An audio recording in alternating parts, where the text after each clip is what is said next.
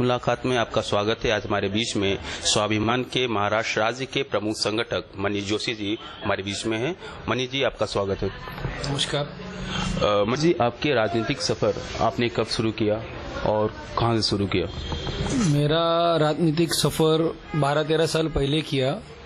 पहले मैं नौकरी करता था और बाद में मैंने नीतीश राणे साहब को देख के उनके तरफ मुझे एक लगाव हुआ, तो मैंने सोचा कि उनके साथ में रह के मुझे समाज के अच्छे के लिए मुझे राजनीति में आना पड़ेगा।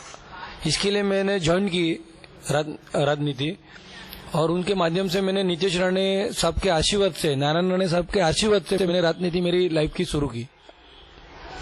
मनीष जी, कहा जाता है कि पालघर जिले में मनीष जोशी मतलब स्वाभिमान है, इसके बारे में आप क्या कहेंगे? हमारे आधार स्तंभ नीतीश राणे साहब के हिसाब से जो मैं अभी आगे आया हूँ इतना स्वाभिमान में से, वो पालघर उनके आशीर्वाद से मैं आगे आया हूँ और अच्छी बुराइयों की फाइट करते करते मैं इतना आगे आया हूँ शॉर्ट टाइम में। हमने कहाँ भी अन्याय सहन करने नहीं दिया। मैं और मेरे कार्यकर्ता ने कभी अन्याय सहन नहीं किया है। हमारा स्लोगन ही है, विधायक सामाजिक अन्याय विरुद्ध लड़नारी संगठना, बोलेगा तो स्वाभिमान संगठना। ये स्लोगन से सब लोग अट्रैक्शन होके हमारे काम देखे लोग हमारे से जुड़े हुए हैं। इसीलिए पालघर जिले में आज हमारी एक अच्छी ताकत है। बिरार, वसई और पालघर जिले की बात करें तो यहाँ पे और भी अनेक राजनीतिक पार्टियां हैं और कुछ पार्टियां तो और भी शक्तिशाली यहाँ पे हैं, काफी दबाव बनाती हैं। उसके बावजूद भी आप इस तरह से उभर के सामने आए और युवाओं के बीच में आप काफी लोकप्रिय होते जा रहे हैं। पहले तो मैं कहना चाहूंगा, युवा हमारे से आज, अगर मैं युवा जो वर्ग है यहाँ के नाला सोपारा वसई विरार के, मुझे खूब अभिमान है अपने आप पे और स्वाभिमान के ऊपर कि आज हमारी पास जो ताकत है, वो जो यहाँ की शक्तिशाली जो पार्टी है उसकी भी ताकत नहीं है, नहीं यहाँ की जो सत्ता है महाराष्ट्र की शिवसेना बीजेपी, उसकी भी युवा के जितने ज्यादा है वो हमारे पास है, स्वाभिमान के पास है। उसका यही कारण है कि हम लोग ने उनको रोजगार दिया है। हम लोग ने जो राजीव गांधी जो स्कीम है वहां से हम लोगों ने 12,500 ऑपरेशन बाईपास का हम लोगों ने फ्री में करवाए है। मोबाइल नंबर के साथ हमारे पास लिस्ट है। हम लोग ने 1 लाख के ऊपर जॉब यहाँ से दिए स्वाभिमान के माध्यम से महाराष्ट्र में। ये सब देख के युवा वर्ग हमारे पे अट्रैक्शन हुए और युवा वर्ग हमसे जुड़े हुए। और दूसरी ये बात है कि हमने रात दिन कभी देखी नहीं है, हमने 24 घंटा युवाओं के लिए ही काम किया है। फिर वो पोल्यूशन का माध्यम हो या हॉस्पिटल का माध्यम हो या एजुकेशन का माध्यम हो या कुछ भी माध्यम हो, हमने युवा तरफ ऑलवेज हमने और हमारे साहब ने हमेशा ध्यान दिया है युवाओं के प्रति। आपके पार्टी का मुख्य उद्देश्य क्या है? आप किस उद्देश्य पे काम करते हैं? हमारी पार्टी का एक ही उद्देश्य है, जो बेरोजगार है उसको रोजगार मिलना चाहिए। हमारा पार्टी का एक ही सिद्धांत है, जहाँ पे अन्याय है वहाँ पे पहुंचना चाहिए।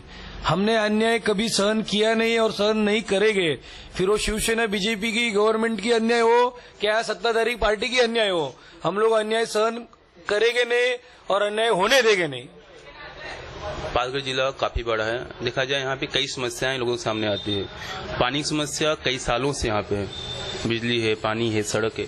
जो उनकी समस्याएं हैं यहाँ पे, उसको आप किस तरह से दूर करेंगे? आपकी पार्टी उसके लिए क्या काम कर रही है? यहाँ की सत्ताधारी तुम पक्ष लो या शिवसेना बीजेपी लो, सिर्फ आश्वासन ही दिए है पानी के लिए कि बस पानी अभी आएगा, 6 महीने में आएगा, 1 साल में आया, पानी आया नहीं। इतने प्रॉब्लम से पानी के, यहाँ के टैंकर माफिया का इतना ताकत है टैंकर माफिया की कि टैंकर माफिया के हिसाब से यहाँ पे पानी आने नहीं दे रहे। और सोपारा में तो बहुत ही पानी का प्रॉब्लम है सर, इतना प्रॉब्लम है सोपारा में। तो हम अभी आयुक्त लोखंडे साहब को हम लोग निवेदन देने वाले पानी के लिए। अगर 3 महीने में अगर पानी आया नहीं नाला सोपारा विरार वसई में, तो हम लोग तीव्र आंदोलन करेंगे वसई विरार में। लोखंडे साहब को हम लोग बैठने नहीं देंगे महानगर पालिका में, स्वाभिमान संगठन। देखा जाए तो बिरार वसई में सबसे अधिक अवैध निर्माण यहाँ होता है। इसके खिलाफ आपका स्वाभिमान पार्टी क्या मोर्चा निकालेगा, किस तरह से काम करेगा? क्योंकि अवैध निर्माण के कारण ही पानी की कमी हुई है। कैसा है मालूम है, ये जो अवैध काम होते हैं वो सब मिली भगत से होते हैं। महानगर पालिका रहे या नगर सेवक रहे, सब मिली भगत से ही यहाँ पे अवैध निर्माण हो रहे हैं। अगर पहले अगर अड़ा दिया रहेगा महानगर पालिका में तो ये सब होता नहीं था। नगर सेवक को सेट करके, महानगर पालिका ऑफिसर को सेट करके ये लोग अवैध निर्माण बांधकाम कर रहे हैं इनलीगल। मगर इसमें जो प्रॉब्लम हो रहा है वो बेचारे गरीब लोग का प्रॉब्लम हो रहा है। वो लोग अपने सोना चांदी बेच के, अपने जवेरात बेच के, अपनी छोटी सी रूम बेच के, अपने समझो यूपी वाले यहाँ से हाईएस्ट वो बेचारे वो उनका बहुत प्रॉब्लम हो रहा है यूपी वाले की। वो यूपी से अपने गांव में बेच के यहाँ जगह लेते, कोकण के लोग अपने गांव की जगह बेच के यहाँ पे लेते। उनको पता नहीं कि ये इनलीगल है। जुड़े जुड़े पेपर वो कौन कर रहे हैं? यहाँ की सत्ता, जो सत्ताधारी पक्ष है वो सपोर्ट दे रहे, नगर सेवक तो ही हो रहा है। यहाँ के जो शिवसेना बीजेपी के जो पदाधिकारी है वो सपोर्ट दे रहे हैं, वो सेटिंग कर रहे हैं महानगर पालिका की। इसलिए ये अवैध निर्माण हो रहा है, यहाँ पे इनलीगल काम हो रहे हैं। इनको रोकने का रहेगा तो पहले ये नगर सेवक को, ये जो बड़े बड़े पदाधिकारी शिवसेना बीजेपी को, उनको रोकना पड़ेगा तो ये बंद काम होगा कि ये लोग ही सेटिंग करके दे रहे हैं महानगर पालिका की। इसके लिए इनलीगल ज्यादा हो रहा है, मेरा कहना है, मेरी समझ है ये। इसी समस्या के बीच में नोटबंदी भी हो गया, नोट बंद हो गए।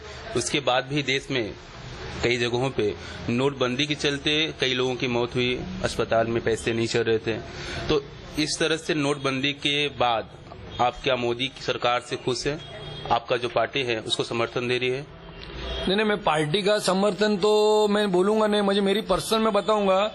जब मोदी साहब ने, हमारे पंतप्रधान ने जब ये डिक्लेयर किया रात को 8:30 बजे नोटबंदी का, तब मुझे एक बार के लिए लगा कि इन्हें अच्छा किया है कि आतंकवाद को सपोर्ट में, आतंकवाद बंद हो जाएगा, ये बंद हो जाएगा। अरे आप टीवी में देखो, आतंकवाद के पास पहले पैसा आ रहे, बाद में बीजेपी के जो मिनिस्टर है उनके पास पहले पैसा आ रहा है।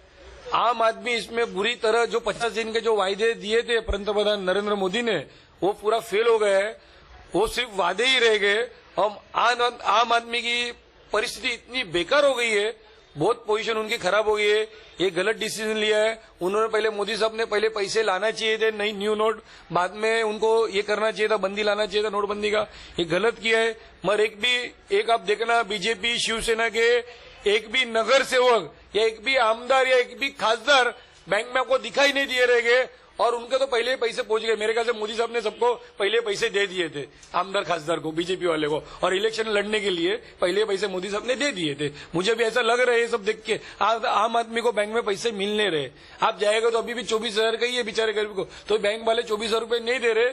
गरीब बेचारा को आएगा नौकरी पे 8 बजे जाने वाले, वो खड़ा रहता है छुट्टी गिरा के उधर, उसको 5,000 10,000 रुपए नोट दे रहे। ये गलत बात है। मोदी जी, मैं आपसे कहना चाहता हूँ, ये माध्यम के तरह में, आपने जो भी किया वो गलत किया। आपको उसको शॉर्ट टाइम में इसका आपको रिजल्ट देखना पड़ेगा मोदी जी।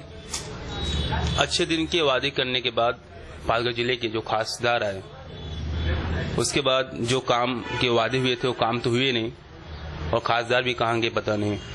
तो खासदार के लिए आप क्या कहेंगे? खासदार के लिए बख्शिश रखना पड़ेगा। खासदार मिलेगा तो 1 लाख रुपए बख्शिश, तो खासदार मिलेगा। खासदार मिलता ही नहीं, दिखता ही नहीं है। और अभी खासदार नहीं दिखते, नगर सेवक नहीं दिखते, कोई दिखते नहीं है। जब इलेक्शन आएगा ना तो सब दिखेंगे। और अभी इसकी ये बार 2019 में स्वाभिमान पार्टी हर वार्ड में नगर सेवक खड़े करेंगे, आमदारगी खड़े करेंगे। और एमपी में भी 2019 में कांग्रेस के साथ सपोर्टिंग में स्वाभिमान अभी उतरेगी। क्योंकि ये जो अन्याय है अभी बहुत हो गया पालघर जिले में। ये वनगा साहब बोलो, आमदार बोलो, खासदार बोलो, नगर सेवक बोलो, कुछ ध्यान नहीं दे रहे, कोई ध्यान नहीं दे रहे। इसलिए अभी करना ही पड़ेगा। तो इसके लिए हम लोग अभी आगे हम लोग रास्ते पे उतरने वाले।